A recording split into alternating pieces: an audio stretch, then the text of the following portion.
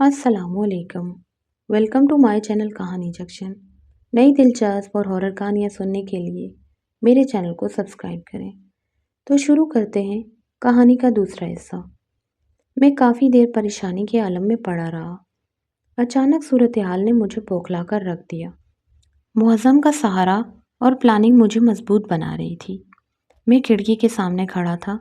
اچانک مرجان کی نظر مجھ پر پڑی۔ میں نے اشارے سے بلایا۔ مرجان بلا خوف چلی آئی۔ اس کی نڈر طبیعت سے میں ڈرتا تھا۔ میں نے جلدی سے کہا، رات کو میرے کمرے میں آنا، مجھے تم سے ضروری کام ہے۔ اس نے اپنا سر اس بات میں ہلایا اور چلی گئی۔ میں چپ چاپ بستر پر گر گیا۔ مجھے اندر ہی اندر ندامت ہو رہی تھی۔ میرا ضمیر مجھے ملامت کر رہا تھا۔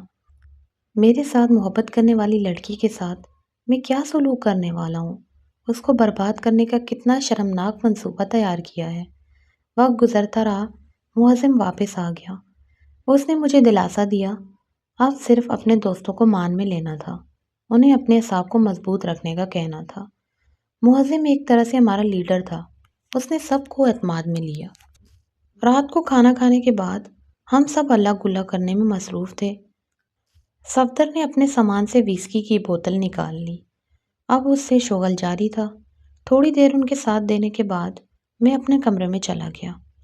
میرا ضمیر ابھی بھی مجھے ملامت کر رہا تھا۔ جو کچھ ہونے والا ہے ٹھیک نہیں ہے، مگر ایسے جیسے مجھے کسی چیز پر اختیار نہ ہو۔ میں اس سنگین صورتحال کا سامنا کرنے کی ہمت نہیں رکھتا تھا۔ بالآخر وہ قیامت کی گھڑی آ گئی۔ مرجان کمرے میں چلی آئی۔ اس کی پھر وہی تکرار تھی کہ مجھ سے فوراً شادی کرو۔ مرجان بولی، تمہارے جانے کے بعد مجھے اپنے اندر ہونے والی تبدیلیوں کا احساس ہوا۔ تم ماں سے اپنی سہیلی سے ملنے کا بہانہ کر کے دوسرے گاؤں کے سرکاری اسپتال گئی تھی۔ اپنے آپ کو شادی شدہ بتایا کہ میرا خاوند باہر میرا انتظار کر رہا ہے۔ ڈاکٹر نے ہم کو بتایا کہ 2 ماہ کا بچہ ہے، اب تو 1 ماہ اور اوپر ہو گیا ہے۔ میں انتظار نہیں کر سکتا، جلدی کرو۔ کبھی وہ منت سماجت تو کبھی دھمکیوں پر اتر آتی۔ میں نے اس کے رونے دھونے سے گھبرا کر دوا سے بھیگا ہوا رومال اس کی ناک پر رکھ کر دبا دیا۔ اس نے حیرانی خوف سے مجھے دیکھا، پھر بے ہوش ہو گئی۔ میں نے اپنے آواز مجتمع کیے اور معظم کو بلا لیا۔ نشے میں دودھ دوستوں کے لیے اس سے بڑی ایکسائٹمنٹ کیا ہو سکتی تھی؟ میں اپنے چکراتے ہوئے ذہن کے ساتھ وہیں ڈیر ہو گیا۔ رات کے 3 بجے معظم نے اسے کپڑے پہنائے، بے ہوشی والا رومال اس کی ناک اور منہ پر رکھ کر 10 منٹ دبائے رکھا۔ جب وہ ٹھنڈی پڑ گئی تو اسے گاڑی میں ڈال کر معظم صفدر اسے دور منتخب کردہ کھائی میں پھینک آئے۔ باقی کی تمام رات ممکنہ نشانات مٹانے میں صرف کر دی۔ دوسرے دن تقریباً 9 بجے کے قریب ہم سب بیدار ہوئے، معمول کے کاموں میں مصروف ہو گئے۔ سبھی مضبوط اعصاب کے مالک تھے۔ کسی کی حرکت سے یہ ظاہر نہیں ہوتا تھا کہ کل کتنی سنگین واردات اس گھر میں ہوئی ہے۔ تھوڑی دیر بعد زینب مرجان کو تلاش کرتی ہوئی آئی۔ ہم نے لا علمی کا اظہار کیا۔ گل خان نے سارے کمروں کا جائزہ لیا، مگر مرجان کا کچھ پتہ نہیں تھا۔ گل خان اور زینب کا خیال تھا شاید وہ اپنی سہیلی کے ساتھ دوسرے گاؤں میں چلی گئی ہو۔ گل خان نے وہاں بھی پتہ کروایا تو ان کی پریشانی دیدنی تھی۔ ہم پانچوں بھی بغیر کھائے پیے سکون کے ساتھ مرجان کی تلاش میں مارے مارے پھر رہے تھے۔ آخر میں اور معظم گل خان کے ساتھ پولیس میں رپورٹ کرنے چلے گئے۔ انسپکٹر ابو کی وجہ سے مجھے ذاتی طور پر جانتا تھا۔ اس نے ابو کا پوچھا۔ میں نے بتایا کہ میں اپنے 4 دوستوں کے ساتھ شمالی علاقہ جات کی سیر کے لیے آیا تھا۔ پرسوں ہماری واپسی ہے۔ ہمارے چوکیدار گل خان کی بیٹی گم ہو گئی ہے، لہٰذا ہم رپورٹ درج کروانے آئے ہیں۔ انسپکٹر ہمارے ساتھ ہی چلا آیا۔ ظاہر ہے ہم پانچوں مشتبہ افراد کی فہرست میں شامل تھے۔ انسپکٹر نے سب سے پہلے بنگلے کی تلاشی لی۔ پانچوں افراد سے علادہ تفتیش کے بیانات لیے۔ سب کا جواب تقریباً ایک جیسا تھا۔ ہم نے چوکیدار کی بیٹی کو دور سے دیکھا تو ضرور ہے، مگر کھانا پینا، صفائی ستھرائی اور ضرورت کی تمام چیزیں ہمیں چوکیدار اور اس کی بیوی لا کر دیتے تھے۔ چوکیدار کی بیٹی 5 جوان لڑکوں کی موجودگی میں کبھی نہیں آئی۔ اس کی تصدیق چوکیدار نے بھی کر دی۔ ہم تو یہاں پر صرف 3 راتیں ٹھہرے ہیں، 15 دن تو ہم نے شمالی علاقہ جات کی سیر میں گزارے ہیں۔ اس پر تو وہ اچھی طرح بنگلے کی تلاشی لے چکے تھے۔ ہم خود بھی رضاکارانہ طور پر مرجان کی تلاش میں مارے مارے پھرتے رہے۔ انسپکٹر نے ہمیں چھوڑ دیا تھا۔ مرجان کے گھر بھی تلاشی لی گئی۔ گھر میں کسی قسم کی ابتری نہیں تھی۔ انسپکٹر نے مرجان کے والدین سے مختلف نوعیت کے سوال کیے، جن سے یہ نتیجہ اخذ ہوتا تھا کہ مرجان اپنی مرضی کے ساتھ کسی کے ساتھ رات کی تاریکی میں بھاگ گئی ہے۔ انسپکٹر نے گل خان سے کہا کہ تمہاری کسی سے دشمنی ہے تو اس کا نام بتاؤ، ورنہ آلات یہ ظاہر کرتے ہیں کہ لڑکی جہاں بھی گئی اپنی مرضی سے گئی ہے۔ انسپکٹر کی باتیں سن کر گل خان شرم سے پانی پانی ہو گیا۔ ہم نے بھی مزید 3 دن مری میں رہنے کا پروگرام بنایا تاکہ ہم پر کچھ شک کی گنجائش نہ رہے۔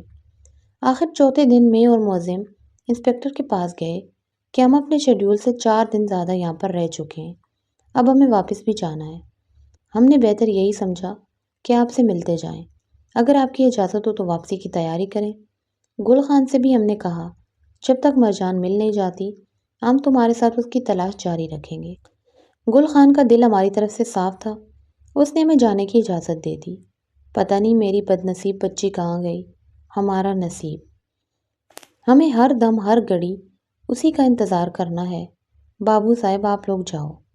انسپکٹر نے بھی ہمیں جانے کی اجازت دے دی۔ دوسرے دن گل خان کی اجازت سے ہم نے واپسی کی تیاری کی۔ ناشتہ کرنے کے بعد سفر کا آغاز کیا۔ موسم بہت ہی پیارا یعنی رومانٹک ہو رہا تھا۔ کالی کالی سیاہ بدلی سورج کا منہ ڈھانپے ہوئے تھی۔ ٹھنڈی ٹھنڈی ہوا چل رہی تھی۔ گاڑی میں زور شور سے ریکارڈنگ ہو رہی تھی۔ سب چیخ پکار رہے تھے۔ آہستہ آہستہ موضوع گفتگو مرجان بن گئی۔ تمام دوستوں کی گفتگو اتنی عامیانہ اور بیہودہ تھی کہ ابھی ہم مری کی حدود میں ہی تھے۔ صفدر نے اپنی اس فطری شوخی سے مجبور ہو کر فقرہ کسا۔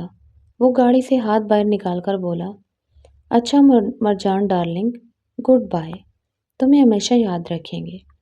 کہکوں کا ایک طوفان امڑ آیا جس میں تفاخر کا رنگ نمایاں تھا۔ ڈرائیونگ معظم کر رہا تھا، میں اس کے ساتھ بیٹھا تھا۔ اچانک ناقابل یقین سی بات ہوئی، جیسے معظم نے موڑ کاٹا، مرجان اڑتی ہوئی نظر آئی، جیسے ونڈو اسکرین توڑ کر اندر آ جائے گی۔ بوکھلاہٹ میں معظم کا ہاتھ بہک گیا اور زبردست دھماکہ ہوا۔ ایسے لگا بہت سے انگارے میرے چہرے میں گھس گئے ہوں۔ میرے منہ سے ایک چیخ نکلی اور میرا ذہن تاریکیوں میں کھو گیا۔ کار آئل ٹینکر سے ٹکرا گئی۔ جب مجھے ہوش آیا میں پٹیوں میں جکڑا ہوا تھا۔ پورا چہرہ پٹیوں کے شکنجے میں جکڑا ہوا سوائے آنکھوں کے۔ ایک ٹانگ میں بھی شدید تکلیف محسوس ہو رہی تھی۔ تکلیف کی شدت سے پھر بے ہوش ہو گیا۔ 2 روز بعد مجھے ہوش آیا تو امی ابو اور احسان اور فرحان میرے سرانے کھڑے تھے۔ دادا ابو مجھ پر کچھ پڑھ کر پھونک رہے تھے۔ دل پر اطمینان اتر آیا، میں اپنوں میں ہوں۔ ہوش میں آنے کے بعد میں نے اپنے دوستوں کے متعلق پوچھا۔ 2 اولناک خبریں میری منتظر تھیں۔ معظم اور صفدر اب اس دنیا میں نہیں رہے۔ معظم تو موقع پر ہی ختم ہو گیا، جبکہ صفدر نے اسپتال جانے کے بعد دم توڑا۔ ڈاکٹر اپنی پوری کوشش کے بعد انہیں نہ بچا سکے۔ میری ٹانگ گھٹنے کے پاس سے کاٹ دی گئی۔ اب مجھے ساری عمر ہی بیساکھی یا مصنوعی ٹانگ کے ساتھ ساری عمر جینا پڑے گا۔ میرا خوبصورت چہرہ بدنما ہو گیا۔ ونڈو اسکرین کے شیشے میرے چہرے میں کھپ گئے تھے، جنہیں ہر ہفتے زخم پکا کر نکالا جاتا تھا۔ یہ ایک اذیت ناک عمل ہوتا تھا۔ غرض یہ کہ میری پوری شخصیت تباہ ہو کر رہ گئی تھی۔ تقریباً 6 ماہ بعد میں پوری طرح صحت مند ہو گیا۔ مصنوعی ٹانگ لگوا دی تھی۔ ابو نے میرے علاج پر روپیہ پانی کی طرح خرچ کیا۔ صرف پلاسٹک سرجری ہونا باقی تھی۔ ابو ڈاکٹر سے اس سلسلے میں بات چیت کر رہے تھے۔ ہونا تو یہ چاہیے تھا، اس حادثے کے بعد مجھے عقل آ جاتی، مگر اس حادثے نے مجھے دور رنج، بدتمیز، احساس کمتری کا شکار، نافرمان بنا دیا تھا۔ غم کم کرنے کے لیے میں نے نشے کا استعمال شروع کر دیا۔ کون سا نشہ تھا جو میں نہیں کرتا تھا؟ احسان اور فرحان نے مجھے سنبھالنے کی بہت کوشش کی کہ وہ میرے دل سے احساس کمتری نکال کر مجھے اپنے پیروں پر کھڑا کرنا چاہتے تھے، مگر ان کی کوششیں بے سود گئی۔ مجھے ان کے خوبصورت چہرے اور دلکش شخصیت دیکھ کر احساس کمتری ہوتا تھا۔ نشہ کرنے والوں کو تو ہر وقت پیسوں کی ضرورت ہوتی ہے۔ میں بھی پیسوں کے لیے ہر ایک سے بدتمیزی کرتا، ماں کے پیسے چرا لیتا۔ اکثر و بیشتر دادا ابو کے پیسے بھی چرا لیا کرتا تھا۔ ان سے انتہائی بدتمیزی سے پیش آتا۔ دادا ابو میری حالت پر کڑتے رہتے تھے۔ دادا ابو نہایت پرہیزگار اور متقی تھے۔ جب سے دادی فوت ہوئی تھی، اللہ سے لو لگا لی تھی انہوں نے۔ ہر وقت عبادت میں مصروف رہتے۔ اسی شہر میں ان کے متقین کی تعداد روز بروز بڑھتی جا رہی تھی۔ جو بھی ان سے فیض اٹھاتا ان کا معتقد ہو جاتا۔ وہ بنی نوع انسان کی خدمت بے لوث اور فی سبیل اللہ کرتے تھے۔ روپے پیسے کا لالچ نہیں تھا۔ ایک معقول رقم انہیں پینشن کی صورت میں بھی ملتی تھی۔ زمینوں سے بھی کافی آمدنی ہو جاتی تھی۔ ابو کا بھی خاصا بڑا کاروبار تھا۔ دادا اپنی آمدنی سے غریبوں کی مدد کرتے تھے۔ میرے دماغ میں یہ خناس سمایا ہوا تھا کہ دادا ابو نے بہت سی رقم اور سونا تجوری میں جمع کر رکھا ہے، جس کی وہ بہت زیادہ حفاظت کرتے ہیں۔ میری رسائی اس تجوری تک نہیں ہو رہی تھی۔ دادا ابو کی الماری سے تو میں اکثر لمبی رقم اڑا لیتا تھا۔ وہ ہمیشہ درگزر سے کام لیتے اور نصیحت کرتے رہتے تھے، جو میں ایک کان سے سن کر دوسرے سے اڑا دیتا تھا۔ حاجی غلام نبی صاحب کی شروع سے عادت تھی کہ وہ عشاء کی نماز کے بعد آیت الکرسی اور چاروں کل پڑھ کر گھر پر حصار کرتے تھے۔ اس طرح کرنے کے بعد دنیاوی اور ماوری ہر قسم کی بلاؤں سے گھر محفوظ ہو جاتا ہے۔ ایک دن وہ حصار قائم کر کے عبادت میں مصروف ہو گئے۔ انہیں محسوس ہوا کوئی چیز ان کے حصار سے اندر آنے کی کوشش میں بار بار ٹکرا رہی ہے۔ انہوں نے دیکھا اور وہ حیران رہ گئے۔ یہ تو ایک جوان اور خوبرو لڑکی کی روح تھی۔ آپ نے اسے حاضری کا حکم دیا، اپنے گھر میں داخل ہونے کی وجہ پوچھی۔ اس نے ساری تفصیل بتائی کہ نعمان نے کس طرح اسے جال میں پھنسا کر اس کی عزت لوٹ لی۔ جب وہ ماں بننے والی تھی، نہ تو صرف خود بلکہ تمام دوستوں نے بھی مجھے زیادتی کا نشانہ بنایا، گلا دبا کر مجھے مار دیا۔ میں اسے زندہ نہیں چھوڑوں گی۔ ایکسیڈنٹ میں اسی کی قسمت اچھی تھی کہ بچ گیا۔ معظم نے میرا گلا دبایا تھا، پھر صفدر نے مجھے مل کر پہاڑ سے نیچے پھینکا تھا۔ وہ دونوں میرے ہاتھوں سے بچ نہیں سکے۔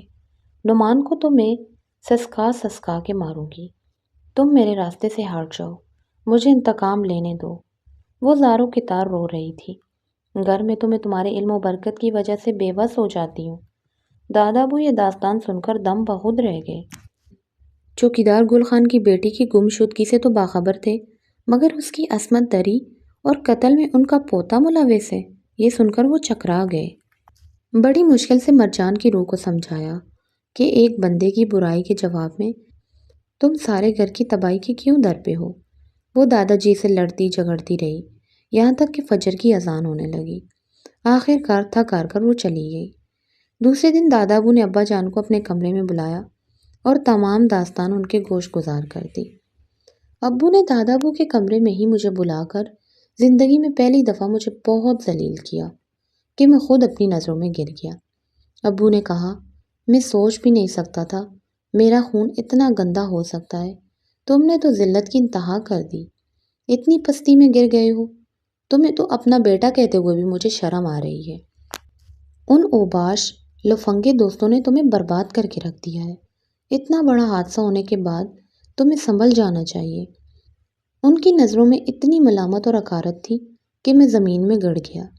پھر دادا ابو نے مجھے تعویذ دیا کہ اسے اپنے گلے سے کبھی نہ اتارنا۔ میں کسی سے آنکھ نہیں ملا سکتا تھا۔ میرے اپنے اندر چور تھا۔ ہر فرد کی نظر مجھے نفرت اور حقارت سے دیکھتی نظر آتی۔ اب تو مرجان کی روح بے قراری اور بے چینی سے کاشانہ جمیل کے چکر لگاتی نظر آتی تھی، مگر دادا جان کے علم کی وجہ سے مجبور تھی۔ دادا ابو سے سمجھا کر تھک گئے تھے۔ ان کا کمزور وجود کب تک گھر کی حفاظت کر سکتا تھا؟ آخر کار ایک دن مرجان کی روح پوری طاقت سے وارد ہوئی۔ کافی دیر حاجی صاحب سے تکرار ہوتی رہی۔ حاجی صاحب بہت نرمی اور ملامت سے سمجھا رہے تھے، درگزر کرنا نیک فعل ہے۔ میں مانتا ہوں تمہارے ساتھ زیادتی ہوئی ہے، جس کی اختلافی ممکن نہیں۔ باخدا اگر تم زندہ ہوتی تو میں خود تمہارا نکاح نعمان سے پڑھوا دیتا۔ تم بتاؤ ہم کیا کریں؟ مرجان کی روح غصے میں بولی، بڈھے بکواس بند کر۔ تم ہم کو روز تسلی دیتا ہے، ہم اس گھر کا اینٹ سے اینٹ بجا دے گا۔ تمہارے گھر کے لوگوں کا خون پی جائے گا۔ نعمان کو تو اتنی آسانی سے مرنے نہیں دے گا، اس کو سسکا سسکا کے مارے گا۔ ہم نے تو محبت کی تھی، محبت کبھی بھی نہیں مر سکتی۔ دادا جان کی نرمی سے وہ خود سری اور بدتمیزی پر اتر آئی۔ آخر دادا جان کو بھی جلال آ گیا۔ اب وہ ایک بیوقوف اندیش لڑکی کی خاطر اپنے پورے گھرانے کو تو برباد نہیں کر سکتے تھے۔ تنگ آ کر انہوں نے مرجان کی روح کو بوتل میں بند کر دیا۔ پورا اطمینان کا سانس لیا کہ اپنے گھر کو بہت بڑے خطرے سے انہوں نے بچا لیا، لیکن تقدیر دور کھڑی مسکرا رہی تھی۔ اس بوتل کو بھی دوسری بوتلوں کے ساتھ پرانے تجوری میں رکھ دیا گیا۔ ابو کی بڑی خواہش تھی کہ ان کے بچوں میں سے کوئی آرکیٹیکٹ یا سول انجینئر بنے، مگر قسمت کو کچھ اور منظور تھا۔ احسان بھائی ڈاکٹر بننا چاہتے تھے، مگر انہیں اپنا پڑھائی ادھوری چھوڑ کر ابو کے ساتھ کاروبار میں ہاتھ بٹانا پڑا۔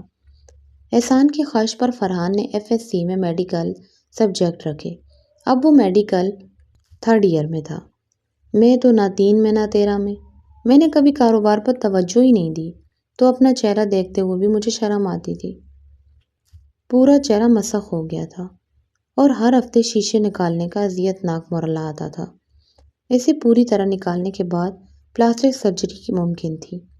اپنے بھائیوں کے خوبصورت چہرے دیکھ کر میں احساس کمتری کا شکار ہو جاتا تھا۔ مجھے کسی پر اعتبار نہیں تھا۔ میں جلد از جلد بہت سے پیسے اکٹھے کرنا چاہتا تھا تاکہ پلاسٹک سرجری ہو سکے۔ حالانکہ ابو نے لندن میں ڈاکٹروں سے رابطہ کر رکھا تھا اور ڈاکٹروں نے میری رپورٹ دیکھ کر یہ ہدایت کی تھی، جب چہرے سے شیشے نکل جائیں اور زخم ٹھیک ہو جائیں تو پھر سرجری ہو سکے گی۔ مگر اب تو مجھے ہر بندے کی نیت پر شک ہوتا تھا، ہر ایک مجھے دشمن نظر آتا تھا۔ میری صحت میں پہلے سے بہتری ہو چکی تھی، گھر میں کچھ سکون ہو چلا تھا کہ اچانک دادا ابو کی طبیعت خراب ہو گئی۔ انہوں نے بہو اور بیٹے کو بلایا۔ مجھے لگتا ہے میرا آخری وقت آ گیا ہے، میں تم سے کچھ باتیں کرنا چاہتا ہوں۔ میرا آب زمزم سے دھلا ہوا کفن اور کلمہ شہادت والی چادر میرے اٹیچی میں پڑے ہیں۔ اس اٹیچی میں کچھ رقم بھی پڑی ہے۔ میں آخر دم تک اپنی حق حلال کی کمائی استعمال کرنا چاہتا ہوں۔ خیرات، سوئم، 10واں 40واں بھی اسی رقم سے کیا جائے۔ مجھ سے کسی قسم کی کوتاہی ہو گئی ہو تو مجھے معاف کر دینا۔ ان کی بہو زاروں قطار رو رہی تھی۔ انہوں نے پیار سے اس کے سر پر ہاتھ پھیرا۔ میں تم سے بہت خوش ہوں، تم نے بیٹی سے بھی بڑھ کر میری خدمت کی ہے۔ اللہ تعالیٰ تمہیں اس کا اجر دے گا۔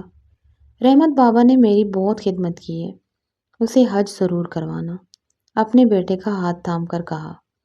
زمین کا وہ ٹکڑا جس پر رحمت بابا کی بیوی بچے رہتے ہیں، میں نے ان کے نام کر دیا ہے۔ اللہ کے فضل سے تمہارے لیے بھی بہت کچھ چھوڑ کر جا رہا ہوں۔ اب آخری بات میری بہت غور سے سنو۔ یہ کام حصولاً مجھے خود کرنا چاہیے تھا، مگر میرے مالک کی مرضی۔ وہ میری تجوری میں جو بوتلیں رکھی ہوئی ہیں، انہیں بہت احتیاط کے ساتھ قبرستان میں دفن کر دینا۔ اس بات کا خیال رکھنا کہ کوئی بوتل ٹوٹ نہ پائے۔